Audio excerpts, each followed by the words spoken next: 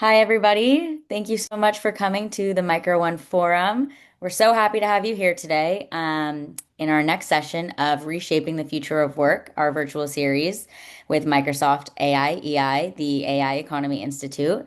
I'm so excited to dive into today's theme on how AI is reshaping jobs, skills, and human capabilities that matter the most. We're joined by an incredible group of speakers led by Dr. Mark Esposito, the chief economist at Micro One and Harvard University, who will be guiding today's conversation, as well as Dr. Fabian Stephany, University of Oxford professor and Microsoft AI Economy Institute Senior Fellow, and Dr. Diana Tuman from Columbia University and a Micro One expert as well. So we'll leave time at the end for audience Q&A, and feel free to drop questions. There's just a little Q&A chat button on the bottom, and Mark will do his best to get to all of those throughout the session. And we're super excited to kick this off. So let's get started, Mark. I'll pass it off to you. Great. Thanks so much, Sydney. And I can see this on air. It was Sydney's birthday yesterday, so happy birthday. So at least you have even more people celebrating on top of the ones that have celebrated already. So, guys, first of all, thank you so much for joining. It's quite humbling to see so many of you connected already. Now over 100 people, and it's growing. The number of people that are connected now, and what makes this possible is the profile of the two speakers who are basically coming to the series today, Fabian and Diana. Each one of them, they operate with a lot of experience in their own respective fields and domains, and we'll try to use this time to understand a bit more about the work they do. But also try to instigate possible questions that you might have. And as Sydney said correctly before, we have a Q&A function, and please use it to put your question. I'll try to prioritize your questions after we kind of break the ice with Fabian and Diana on the topics that I would like to explore. Fabian, I'll start with you. This is a series that we're curating together with the Institute and Microsoft, where you are a senior fellow. Now, you've been working a lot on skills, if this is correct, from my understanding of your work. And I guess you have transferred the work when you became a fellow at Microsoft. Just tell a bit more about what motivated you to go from your academic position to working with a technology company as a senior fellow. So what was your thinking behind when you decided to either apply or you were asked to apply, right, into this specific cohort? We met already Morgan Frank from your cohort before. We'll meet two more people in December. We're discovering more and more about the incredible contingent that was put together. But tell us a little bit more about why your work and skills was important to be eventually migrated within the context of your fellowship. Yeah, thanks so much, Mark. That's a really good question. First of all, let me seize this quick opportunity to say thank you for having me, to you and Sydney for organizing this. So you're right. The project that I run in Oxford at the Oxford Internet Institute is called the Skills Scale Project, and the name it says what it does. We investigate how skills and the demand for skills, for certain skills, is changing under the influence of technology. And of course, these days, the technology that we're talking about is artificial intelligence. There are various reasons why I really wanted to join the first cohort of fellows with the Microsoft AI Economy Institute. And maybe just to start with two of them. So one is, of course, the idea of thought leadership. I think that the community that Microsoft has gathered for this institute is really unique in terms of scholars from around the world that in their domain and with the methods that they have, studying how the labor market is changing. And I really appreciated that very, very diverse set of ideas and of approaches to this kind of same overarching question. Like, there's this technological shock, there's this technology entering our world, and how does this impact the way that we organize work, the way that we organize our economy. And the other one is, frankly speaking, something that is relatable probably to those people that do social data science or computational social science, that are somewhat engaged in this field of working with digital technologies or with digital data sources. And that is increasingly where we used to harvest surveys, and as social science researchers maybe 10, 15, 20 years ago, more and more we of course using the digital breadcrumbs of the digital economy, of working with online platforms, with online job vacancies, or with the tools and programming packages that people apply in their daily lives. And of course, here Microsoft is an extremely unique, it's an unique and extremely valuable partner, just in terms of, again, the network that people have when we think about LinkedIn data, for example, but also the tools that Microsoft themselves offer, and the chance to maybe tap into these rich data sources and see really how are people actually engaging on a day-to-day business with digital technologies like AI. That's great. Thanks for this, Fabian. Then I'm going to go over to you, and also my first question to you is, you have a fantastic and very, very fascinating profile across so many different domains. And you and I met indirectly through the Micro One expert community, where I think we were both serving in the Elephant Project. Um, and I think what has always fascinated me about your profile is the fact that you're trying to translate the conversation at the organizational level. There's a lot in your work around human-centered design.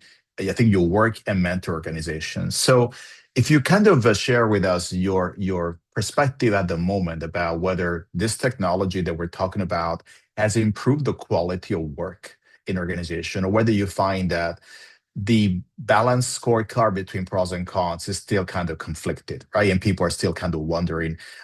For you to tell us what you see from the front line of your work in terms of whether the quality of work has really changed, improved, deteriorated, is kind of blurred to tell. So tell us more about this. Absolutely. And it's quite interesting because the headlines, I would say, that you see in the news are quite contradictory to what we're seeing in the workforce. And I'm not going to say that jobs are not being cut, because they are, and we are seeing that headlines. But it's important to think of it from the perspective of the historical aspect, as well as organizational design and transformation, and the mindset that we as professionals can carry forward. And if we learn from sort of the Industrial Revolution, where we were in the past, and today we can think of this time as the AI transformation, it's really no different in sort of the 20,000-foot view. And to answer your question in short, yes, we are seeing tremendous benefits. We are seeing tremendous benefits, but we're also seeing a divide in the workforce in terms of how people are thinking and how they're leveraging the technology. And what we can see is that those that can see the transferability of skills are adapting much better and faster towards this transformation, and particularly using their skills in a transferable way.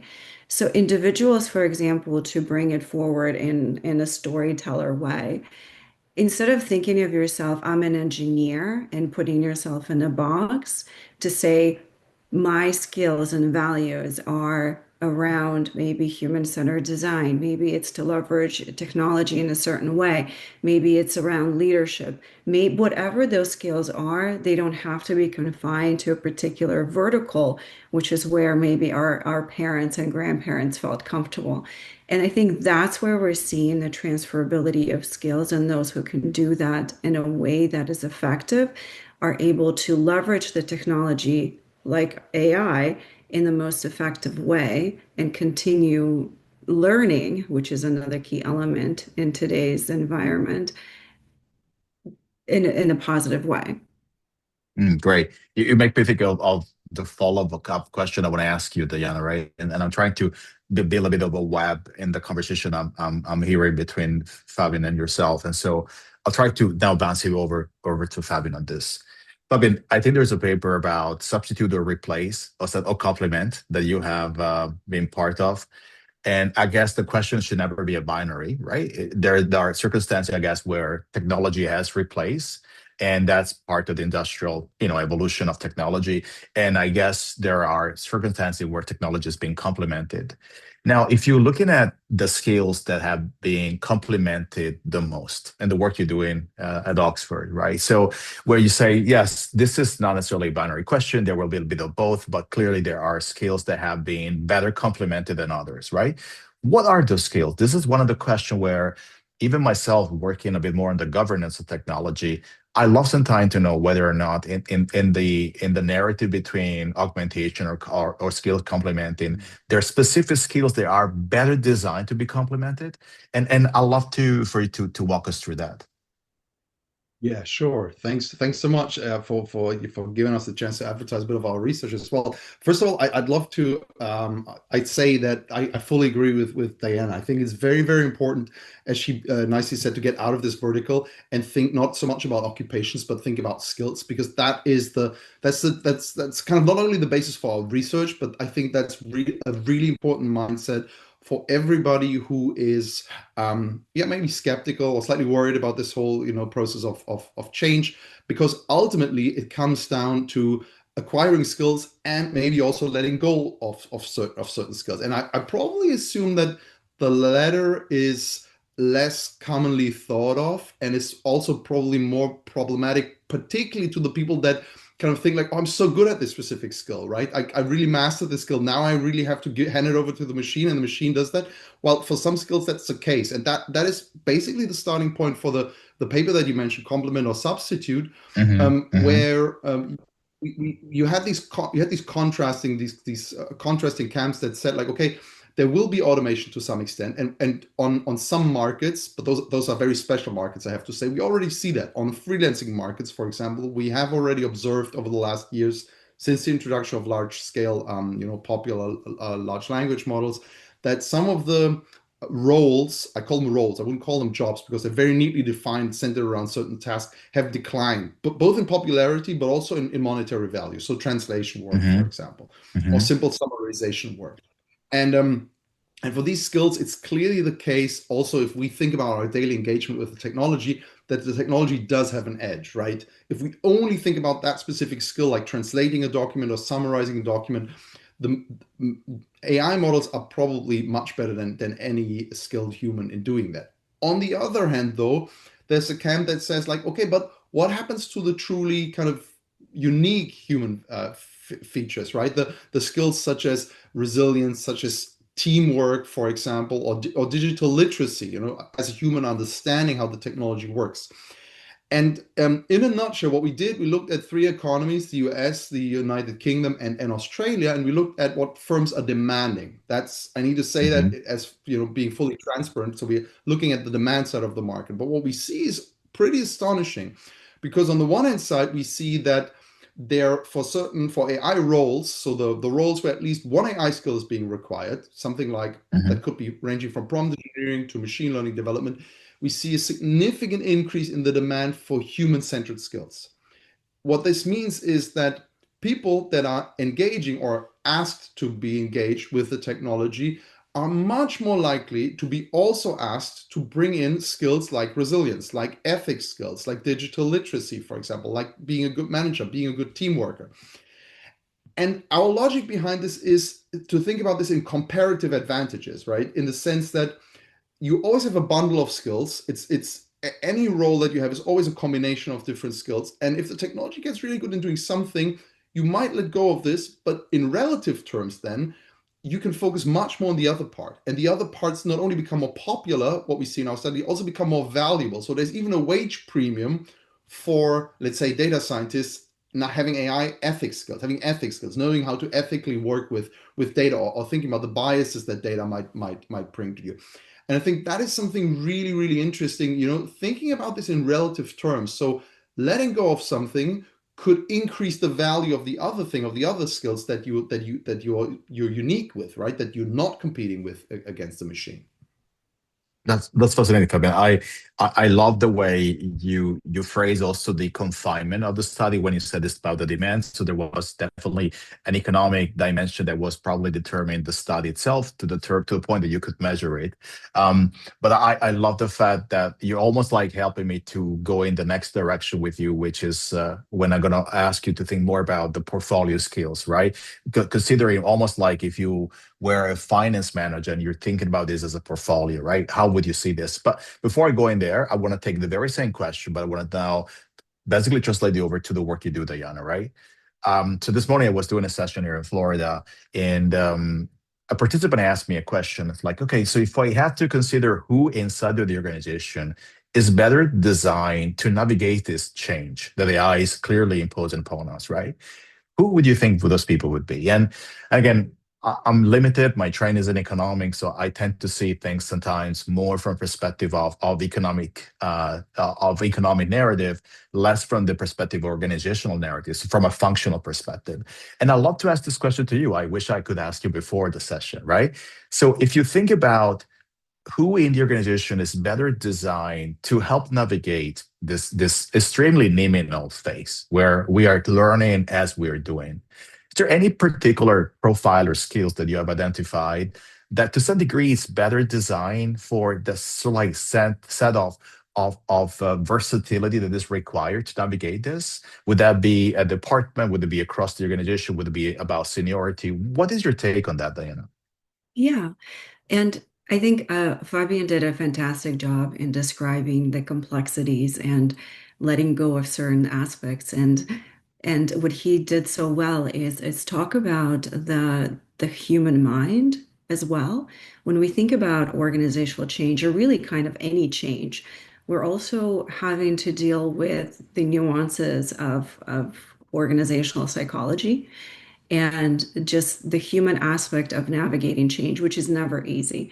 And when you ask the question of who does it well, it's not per se any kind of, I would say, function or job title. I would say it's individuals who do well with ambiguity, those who navigate well in uncertainty, those who are able to, I would say, recognize that and have a mindset, a growth mindset. So individuals, when we talk about a learning ecosystem, a learning environment, those who embrace change, those who do well with uncertainty, those who are able to approach conversations around integration of AI into the workforce as something as a positive, and think of it as unbundling of tasks.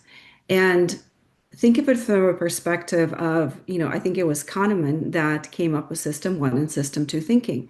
And this lands a perfect lens through which I could say in a workforce that I'm going to leverage AI capabilities as Systems 2 thinking outside of me, which allows me to really hyper focus on some of the skills that Fabian outlined. So if you view this from a scarcity mindset, what are the human skills that are becoming scarce in the workplace? And it's exactly what he outlined. It's around critical thinking. It's around our ability to leverage the tools and advances that AI provides and build them into the workforce in a way that complements and augments the repetitive tasks that used to exist that took up so much of our time, which now gives me the freedom to then focus on those scarce tasks that we as humans are so good at or can be good at.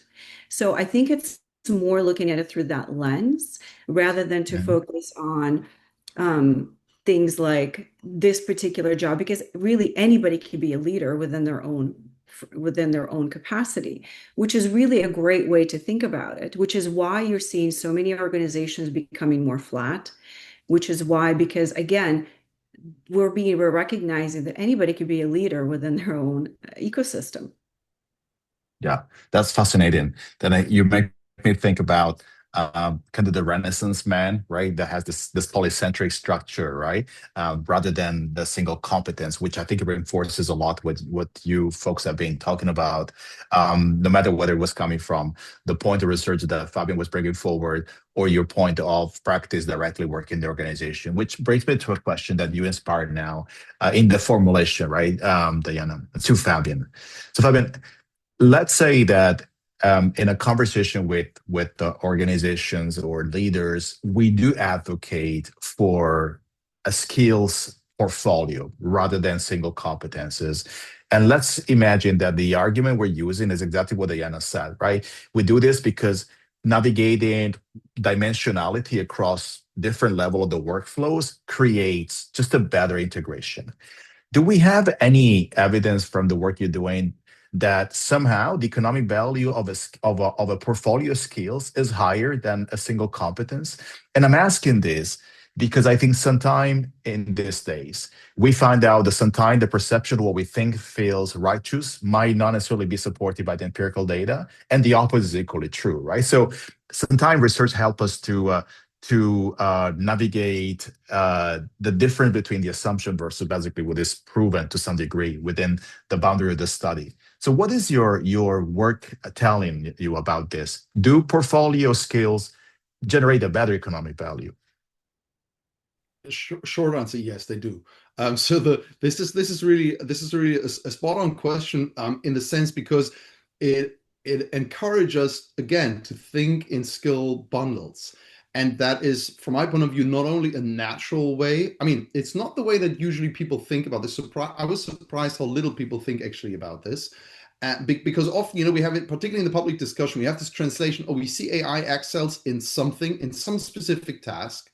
And then all of a sudden we make this huge jump to say, well, now everybody in an occupation that is, maybe centered around the task or contains the task can go. They're all jobless, right? So AI is becoming really good in I don't know, debugging code. Oh, now all software developers will have to leave, right? And that is a tremendous, and I think also kind of a misleading jump, because you never apply skills in isolation. Never. Unless you are kind of a machine, right? Then you do. Yeah. Or maybe in very, very special markets, like again, the freelancing market might be something unique in the sense because you might have just a document that needs to be translated from Portuguese to English, and it's only that one skill. But it's still there, still in the freelancing market, and that's one of the markets that we studied for the study that I'm getting to right now. It's always a compendium, it's always a bundle, right? You have to communicate your results, you have to work with a team to get to these results. You not only have to work with the technology, but you have to debug the technology, maybe combine it with a different type of technology. And what we did is, that was one of our first studies actually in this, for the skill scale group, that's already 2-3 years ago. We looked at the freelancing market, and looked at the value of individual skills and looked at the value of bundle of skills. And what we see is, first of all, that it's almost always the case that the bundle of skills, certain permutations, certain bundles of skills are more valuable. The sum is larger than the individual parts in that sense. It's always more valuable than the individual skills. But one specific group of skills that is extremely valuable in terms of complementarity are AI skills. Our skills centered around programming languages, our skills centered around machine learning, our skills centered around data analysis. No matter how you combine them, we see that the value of AI skills strongly depends on the way that you combine them, and increases strongly if you combine them in the right way. And this type of versatility, the fact that AI skills, this broad domain of AI skills is applicable to graphic design, but also to admin work, but also to software development, is in our study one of the key determinants, explains a lot of the variance in the value of AI skills. So again, coming back to your question, yes, absolutely in for the portfolio theory of skills. And that is also the way to think ahead, right? To think ahead when you say, like, I like the portfolio idea, by the way. I love what you suggested, because it's very much to that. It's like, okay, I have this stock, in my portfolio that might not be performing well for whatever reason. Maybe it's because of technology, and I have to let go. But I might want to buy something else in, right? I might want to invest in something else, but it has to fit my portfolio, right? It's not, if I'm a green investor, if I invest in like low carbon technologies or companies, I'm not all of a sudden going to buy something that's, completely contradicting my investment strategy. And that's the same on the labor market. You want to buy the skills that fit to the skills that you have in your portfolio. Yeah, Fabian, fantastic. I really think that is what really generates return on social capital, right? Because it's really, if you think about portfolio and you're looking at the return, this is on the social capital that we have in the organization, and it only happened through this distribution across skills that could constitute the portfolio. So I'm happy that your work for what you have been working on so far equally demonstrate this is not just a nice perception that would be nice to fulfill, but it seems to be also indicating strength, right? And so I'm going to try to use the very same question this time to you, Diana, and I know already questions are flocking in, and I will definitely leave the last 15 minutes or so for the question coming from the audience. We have been so far over 155 people always online, so this is amazing. Diana, I have a question. So imagine that we now have asserted and ascertained that yes, as a portfolio of multiple skills is important. We don't want this to be single competence. We want it to be more distributed. And people that have that kind of tendency to be able to navigate ambiguity to some degree are probably better to lead this effort. And let's assume that we now have integrated technology as our priority because we have created a space between humans and technology without having antagonism. If somebody asks you, Diana, is there any blind spots that I should be considering that maybe I cannot think about because I cannot know what I don't know, right? From the work you have done with the organization, you've been coaching, consulting, mentoring, right? Is there anything, areas of vigilance that sometimes we don't think about because we're so excited about the conversion or the adoption of the digitization, right? But we're not necessarily thinking about the fact that organizations are dynamic, right? They're not rigid structured. They're networks in many ways. So what would you say in terms of areas of vigilance where we should consider some attention towards the blind spots? Yes, absolutely. And you're right. Organizations by design are fluid systems. And what's different about this AI transformation is because it's happening so rapidly. And organizations are a one unit of this transformational change that needs to occur. Institutions are different, educational systems. So, what we're really talking about is we're talking about this holistic organizational design challenge that is ongoing in our industry at the moment. Organizations as a whole need to think about ways of upskilling as a capabilities in order to be successful. I think they need to create an organizational ecosystem in a way where individuals are viewed, are given capabilities, and are given tools and resources for upskilling in this environment that is in line with the needs of where the organization is going in the next 3 to 5 years. And right now, that doesn't exist. Right now, it sort of is really fragmented the way we think about where the organization design is headed to where the institutions and educational organizations are at the moment and the way that they view and design curriculum, for instance. Because really, fundamentally, it used to be very top heavy. And the way it's still today, it hasn't really evolved outside of very few nuanced institutions. It used to be you go to school, you go to grad school, you get a degree, you get a job, you get a career, you stay in that career, and then you know who you are. That no longer applies. I think the shelf life of those kinds of mindset is very much becoming extinct. And I see both of you guys nodding because that's very much true. The way that we need to think about our learning is very much fluid. It's very dynamic. It's very hybrid. It's very modular. It continues to evolve. That needs to coincide and needs to live. And I think organizations as a whole need to have a much more active voice in how that's being done. And they need to have a seat at the table, which I think, Fabian, is what you're doing in part. And there needs to be more of that happening. There needs to be this huge think tank of ideas, and organizations need to reframe and say, these are the capabilities, these are the skills, this is what is needed in demand, and this is how we're going to train our skills. So people are of the mindset, my job is this, and I bring this, and I do this task. No, I bring this value based on these skills, and I don't need to be so concrete and defined by these parameters. Mm. Fascinating. Diana and Fabian, look, I'm enjoying this so much. I think that the lucky one is always me because I'm the one learning from this amazing conversation that we're having. So I have my final question, the same one for both of you, and then I'll ask you to join me in looking at some of the question coming in the Q&A. Exactly the same question. So Fabian, I think you also have studied gender disparity in generative AI employability, right? If I'm not mistaken. And so what are the factors that are preventing this? Are they structural? Are they perception? Are they behavioral? Are they industry specific? So if you had to think about what you have found out in your research, right? That are structural barriers to basically the higher rate of adoption of generative AI employability for gender, right, for women. What would be in your specific experience the lesson that you have taken from this? So what can we learn from the work you've done? And I'm going to ask you exactly the same, not only because you are a successful woman working in kind of the tech sphere, but I think you also meet other women in the workplace that might maybe share their own version of the story. So I'd love to have your sense on this, and then we're going to get to the Q&A. Fabian. Should I start? I guess that's probably the right question to say ladies first, right? In terms of tearing down barriers. No, go ahead. Have you go first.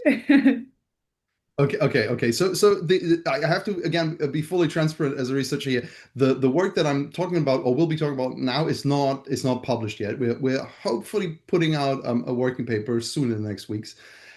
So there is an old story and there's a new story from my point of view. The old story is there are structural barriers, unfortunately, when comparing the success and also technology adoption of men and women, even outside the domain of AI.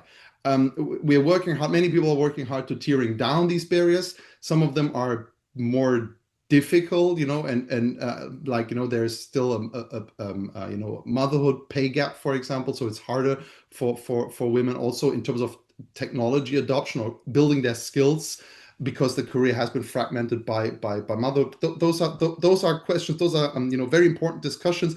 But I'm not going to touch upon them because I think here's a novel aspect. Because one of the novel aspects that we found is that it's a lot about risk perception when it comes to these technologies. So what we see is that there are these hard factors like age, of course, like education, like the type of work that you do. There is still the tendency of men working more.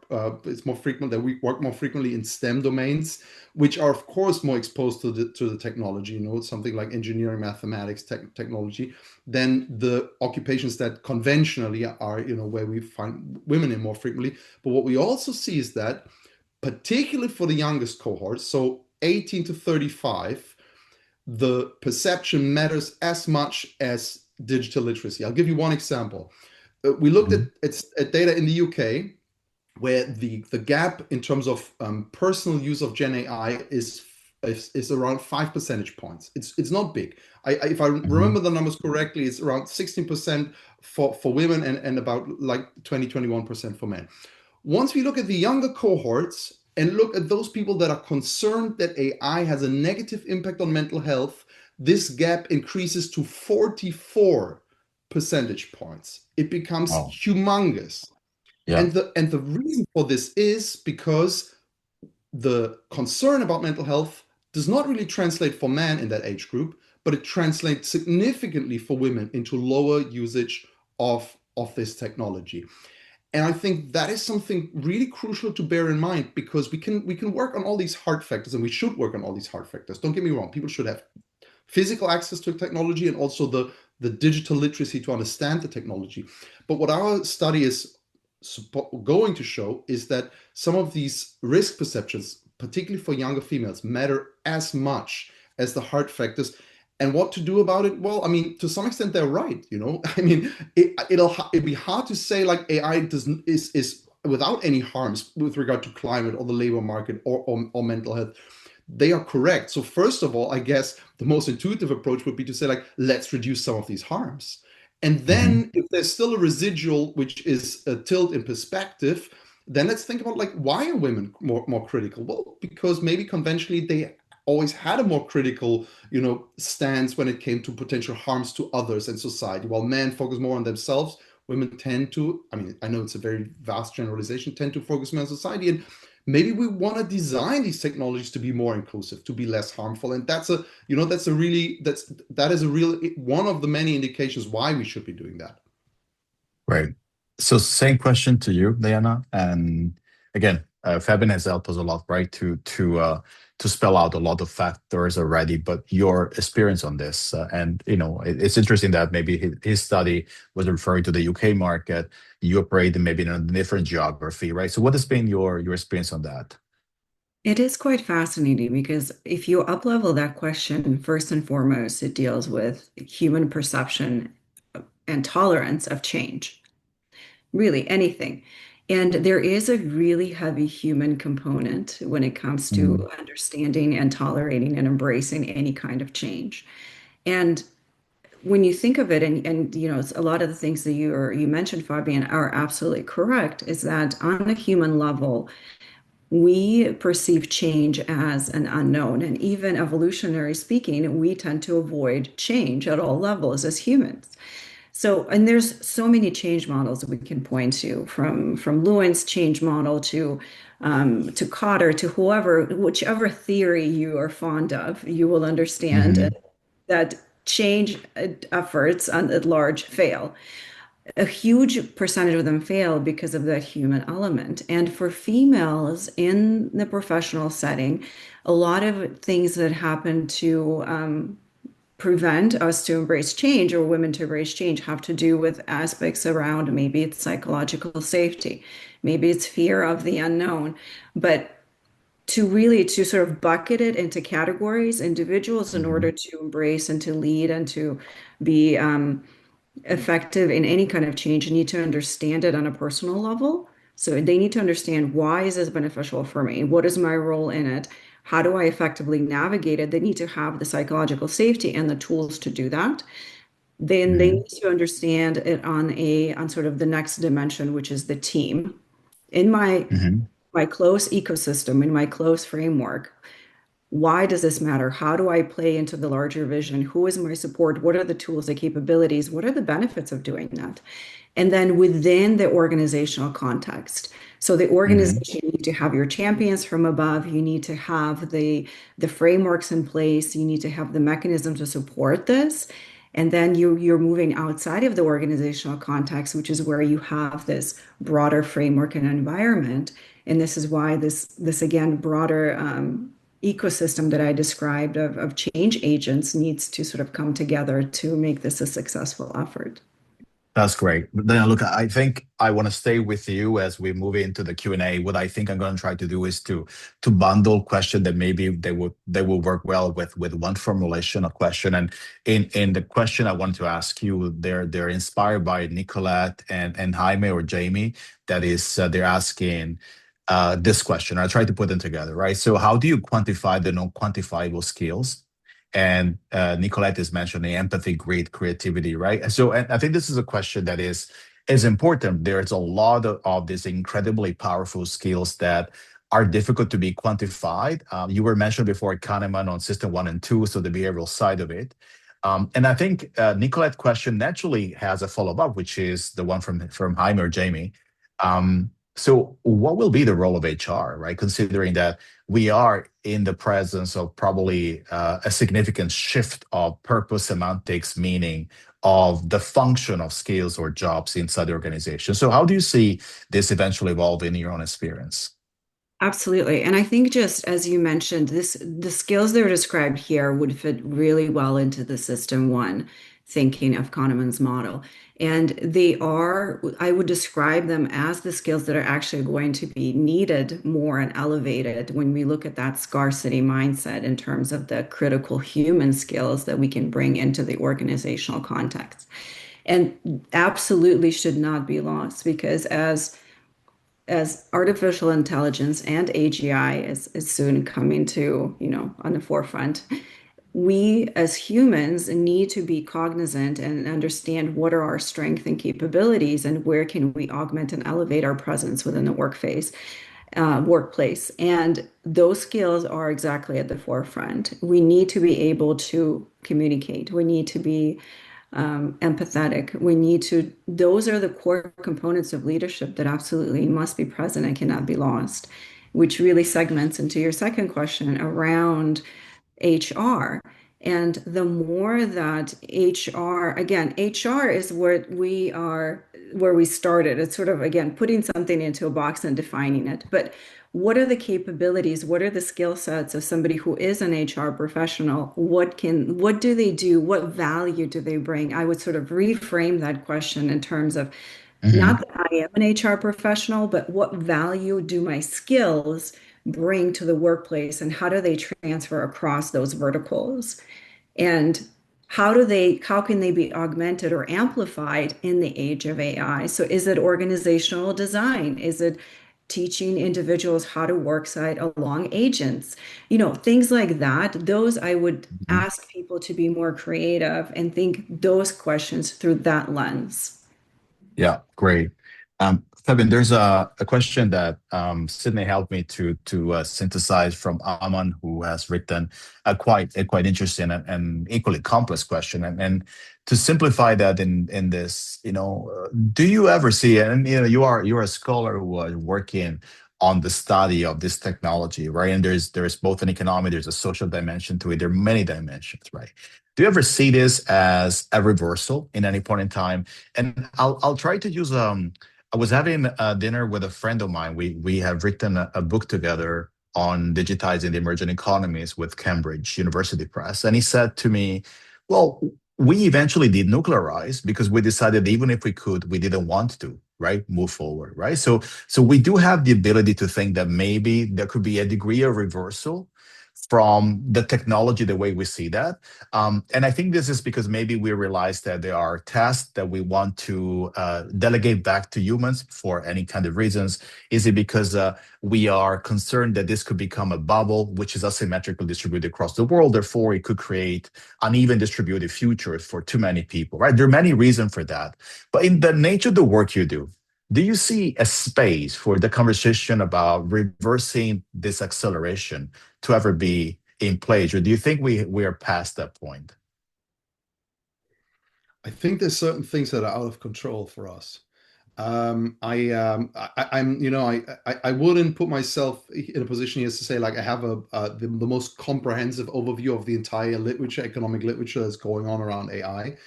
But I think this comes to we don't have to necessarily limit this to AI. We could talk about technological change in general. And I think here a certain pattern emerges, and that is we can definitely administer certain aspects of change, but I think some of the most fundamental logics are cannot be changed. Or let me put it differently, if we wanted to change them, it will be potentially very, very harmful for us. Let me give you one example, because the thing is, Hmm. the advancement of any technology, the proliferation of any technology, crucially depends on certain market dynamics, right? It depends on all sorts of economic aspects that firms innovate. They have a certain incentive to innovate. They want to sell services and products. People buy these services and products, but for the firm to do that, they need the technology, that they need skilled humans to do that. And if we wanted to change this overarching dynamic, I think we would be the only way to do that would be really to break that system in a sense. And I guess there are various reasons why we would not like to break the system of innovation, scientific research, and competitive markets or Hmm. competition. But certainly, some aspects of this can and should be administered in a sustainable way. It's the same Hmm. thing when talking about energy. The of course the market will go for the most efficient, productive, and cheapest way for producing energy. And similarly, this Hmm. applies for other technologies like AI, but that might not be the most sustainable form. Coal and oil were these types of energy, and I guess we're all on the same page that they come with huge negative externalities, to use economic language, meaning they pollute our ecosystem, they're harmful to people, they have a lot of bad sides to it, apart from the fact that the market, of course, is pushing towards them. And similarly, we could think about AI, and I think we can and should administer some of these aspects. So long story short, there is no reversal of the big, from my point of view, from my perspective, there's no reversal of the big technological trends. But whether AI on the road there will be harmful in terms of towards the labor market, the environment, or mental health, that is our task as humans to govern properly and reduce these external effects. That's great, fantastic. Thank you for sharing this, Fabian. Really appreciate we know the kind of the discovery, right, of this the inquiry that we're building together. So, folks, stay with me. few more minutes as we try to go through this question. It's amazing that now question naturally they are flooding us, right? So there's a question that Priya is asking, and I'll try to ask that to you, Diana, and I'll try to do it by also matching a question that was coming on the human resource department, which I think was asked by Mesa later on, right? So I'll try to put them together.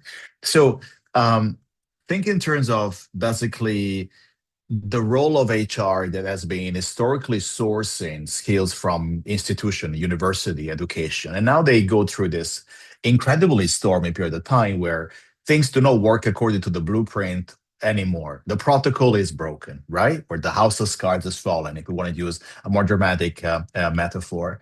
So how do you eventually help them navigate this in terms of question about where should I get my talent? Where do I get the skills? How do I redefine a human resource department where the primary function has equally changed in the sourcing of candidates? And so I think there's a question about recruitment, because you've been within proximity with Micro One, that Micro One has been trying to help a lot with the use of AI in recruitment. So I think it's really about building the narrative rather than necessarily reinforcing the old paradigm. So what is your sense of this in terms of the effectiveness of sourcing talent and therefore the skills necessary for that, differently from how we did it so far? So what would you say to question coming from that kind of point of view?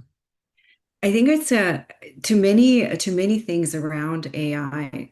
I think the right way to think about it is to sort of to turn it around and say just because something has been done a certain way for the past 50 years doesn't make it the right way. And I would invite people to think creatively, to sort of throw away the blueprint of how things used to be done and ask yourself the question of how would I do things if I had to start from scratch and to start all over again? And to emphasize the fact is maybe no longer is applicable, maybe what used to be done no longer fits the blueprint, and that's okay.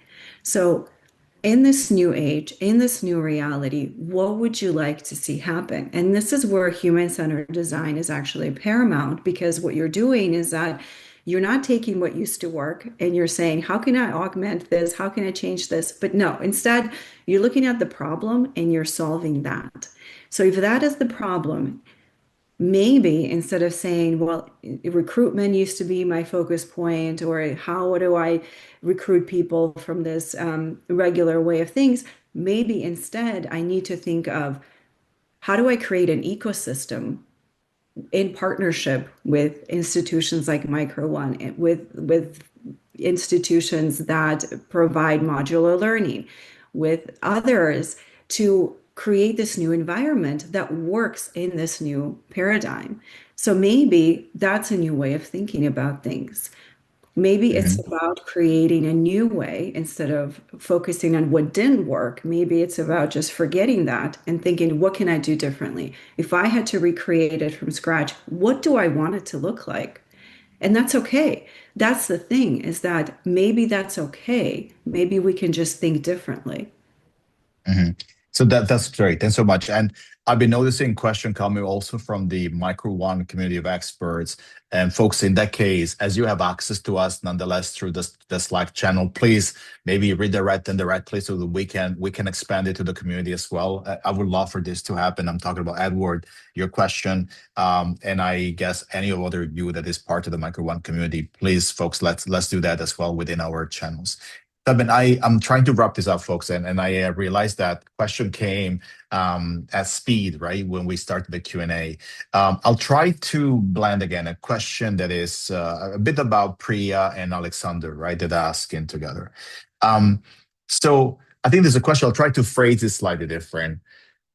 We prepare a lot, or we talk a lot about complementarity, augmentation, we identify a taxonomy of skills, and we kind of spend a lot of time in recognizing that, yeah, skills have changed and we need to make them much more distributed, interoperable, and all of that.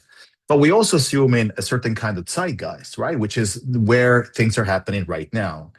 Imagine that we're now trying to look at the limitation of our present imagination. And we're thinking, well, how do I know that this will be future ready, or that we'll have a balance of future readiness in the future? How do I know that what I'm doing right now in prioritizing certain kind of skills will carry some level of value also into the future, right? What gives me that sense of reassurance? And I know the question is limited because I might be using a language that was legitimated by how in the past historical data and profile could undertake certain kind of distress of tests. And today you can say things are changing so fast, but we still need to have a way of gauging the risk when we're making this decision, right? So what has been your sense of it? And it doesn't have to come necessarily from the research. It can also be your sense of hunches on this. So how do we define the future readiness, considering that things are changing so fast? I guess we can't, and that's part of the picture. So Diane already said that those that can bear uncertainty are much rewarded. I think that is something that I fully agree on. I think there is a there's this nihilistic part in this answer, where I say, like, in the long run, why do we care, right? A lot of the doomsday projections that are being made are about, like, the distant future. In 50 or 100 years, maybe this is going to happen. And I would ask, like, do we really want to invest a lot of time thinking about this while there are some obvious challenges that have zero uncertainty that they are happening right now, right? And this is often my frustration when I hear these talks about technological unemployment, mass unemployment because of technology. It's like, yeah, I don't think this is going to happen for very scientifically based reasons in my own studies.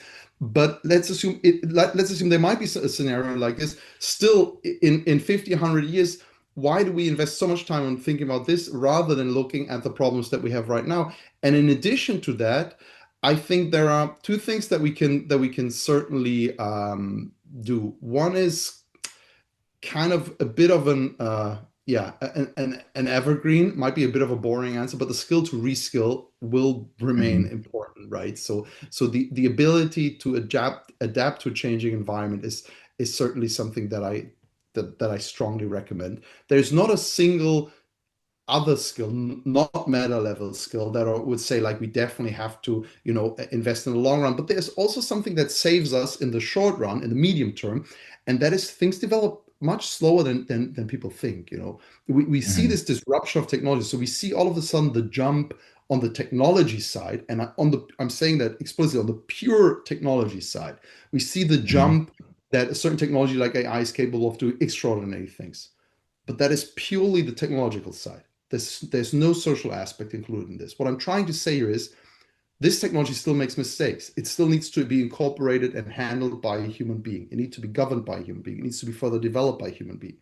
And Mhm. even then, on the next level, the firms are not going to react immediately to this, right? HR departments need to adjust to new roles. They need to they need to, offer new positions.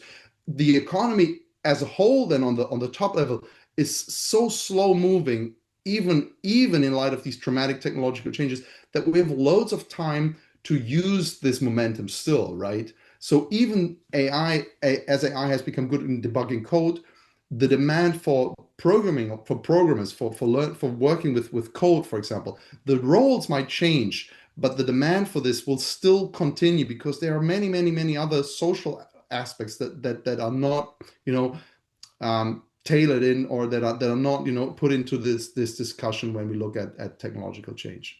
Yeah. Um, Fabian and Diana, I have to tell you, I ran several virtual series. This is the first time where I know I will not be able to finish the Q&A. And it speaks highly of, first of all, you two. They are here for you. Second, that we probably need to dedicate even more time to engage with our communities of reference, not only within Micro One, but also in our respective places where we operate, because I think there's so much curiosity that is so important to create the sense of convergence, of the common ground of dialogue, right? That create the discourse that I think we deserve to have on conversation that sometimes feels to be overly simplified by just an economic narrow metrics, right? And I think we should definitely make it much more humanized in this case. So I'm going to invite those of you that will be disappointed to stay touch. I'm sure, and I'm speaking on behalf that Fabian and Diana will not mind if you are asking them questions related to the work they're doing. And so please forgive me if I'm not able to give you some FaceTime on your question, but please understand this was incredible in terms of the amount of questions that we received. To Citra, who's connecting from Indonesia, and it's 3:55 in the morning. Citra, as you're part of the Micro One expert, please send us that question in the channel on Slack.